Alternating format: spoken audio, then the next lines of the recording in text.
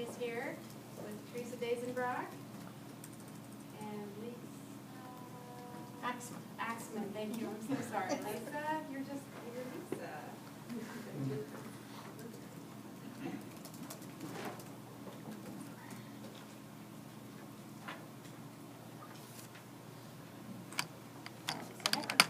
Yep. All right, thank you so much for coming this evening. You're welcome. Thank you for having us. We won't be as exciting as the last one. Make eye contact now. You know the difference between an introverted accountant and an extroverted accountant? And the introverted accountant looks at his shoes when he talks to you. An extrovert accountant looks at your shoes.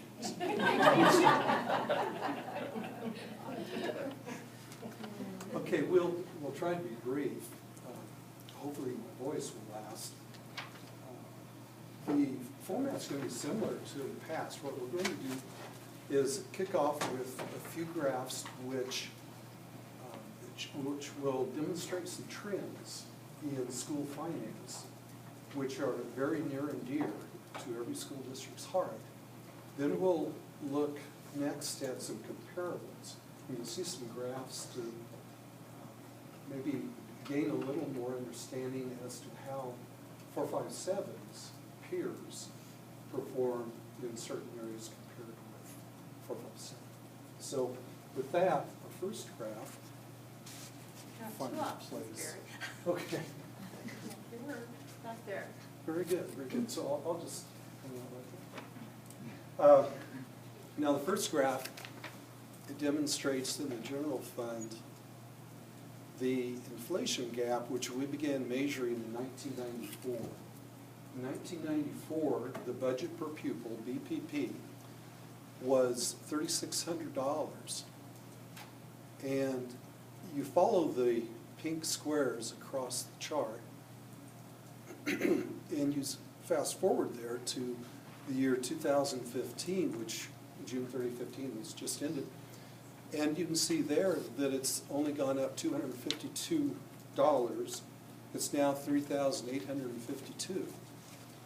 That's over a 20-year span, 21-year span.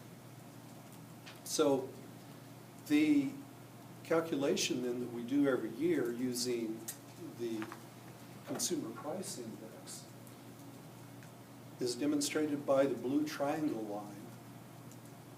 And you can see there, and we'll quantify that again here in the next graph, but you can see the difference that it's made. Now, the state has an obligation in the general fund to provide the funding that you see there, the budget per pupil, and there was a lawsuit which in 2006 took effect, and you'll notice there was a bump for 4 years in the funding before it went back down. So there was some gains made there towards keeping that inflation gap constant. And you can see that it was fairly constant for those 4 years before then it began growing even faster. Now the next line chart below there is the general fund mill levy. It was mandated at 35 mills, you see there early through 1997, and then levels off at 20 mills, which it is still at today. Any questions or observations on that graph before we move on?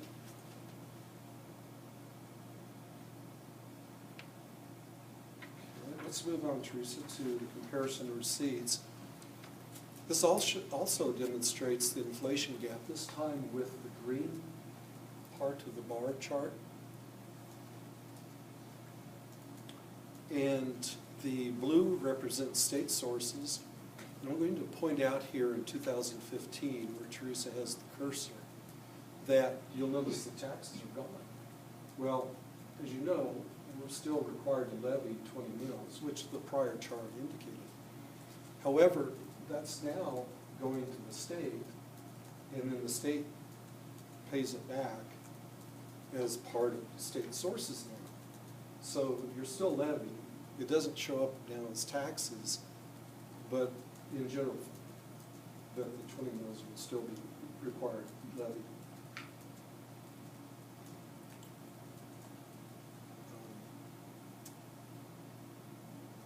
The blue chart representing state aid or state sources, in 2015, that represented 48.7 million.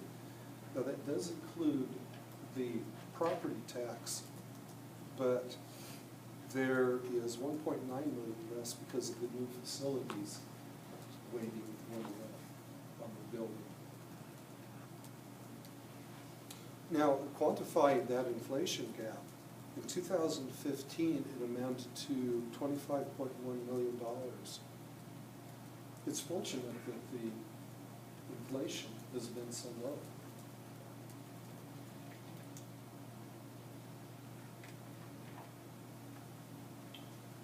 Okay, you ready to move on? Another line chart. Now this one shows numbers from across all funds. So the green diamonds represent the weighted full-time equivalencies. And you see it's a fairly steady growth over the years. Budget per pupil is represented by the blue triangles. The blue triangles will have some spikes in them, most notably in 2010 with the building project. But it tends to be much more flat. And then the red line across the bottom represents the mill levy. And you can see that the mill levy was declining as debt was paid off through 2009. Then with the passage of the bonds for the school project, the building project, you can see then that the mill levy went back up and was leveled off, although it did drop again in 2015 most recently.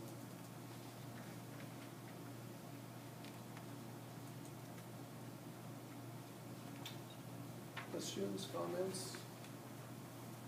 Move on now. We'll look at some charts that are going to be a pie chart, then followed by a bar chart for some trends. This is all funds, expenditures. Now we've eliminated transfers because, after all, they're just in and out. They're really not a true expenditure within the district. So what's really notable here, I think, when you look at instruction at 44%, and some of the other categories that are directly related to instruction, being student support services and healthcare and capers, instructional support staff. And while you could argue that these are all instructional related, but those being more direct totaled 68%, and that was the same percentage for 2014 when we looked at this chart then.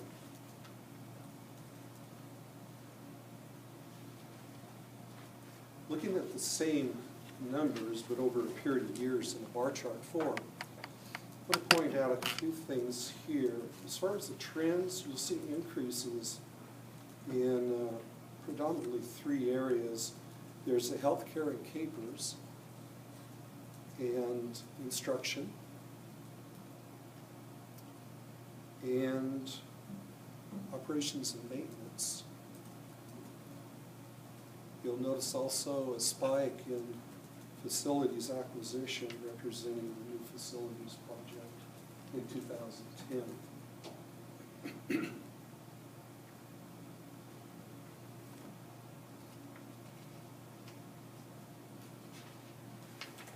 Let's move on, Teresa. We're looking now at receipts across all funds. Now in 2015, the largest part of this is state sources, and this does include 20 mills, which is levied for the general fund. That's been rolled into this now. those state sources at 65% are higher than last year.